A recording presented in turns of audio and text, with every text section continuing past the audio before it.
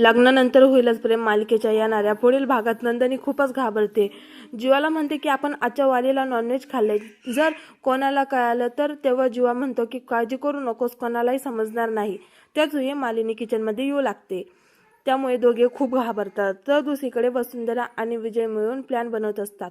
वसुंधरा म्हणते की पहिला प्लॅन फेल झाला तर काय झालं, दुसरा प्लॅन रेडी करा. आपल्याला असं काही करावं लागेल ना की आपलं नावही यात आलं नाही पाहिजे. तसंही धनंजयने सांगितलंय की काव्याच्या आईचे 2-3 मिसकॅरेज झालेत, याचा आपल्याला फायदा उचलायलाच हवा. तेव्हा विजय म्हणतो की माझ्याकडे एक मस्त प्लॅन आहे.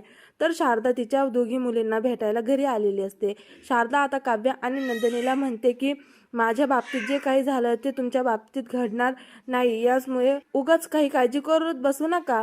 त्यावर नंदिनी म्हणते की जर काही व्हायचं असेल तर माझ्या सोबत होऊ दे. माझ्या नंदिनी ताईला कसलाही त्रास झाला मला बघावं जाणार नाही. तर नंदिनी रागातच म्हणते की काव्य उगं असं अभद्र बोलू नको.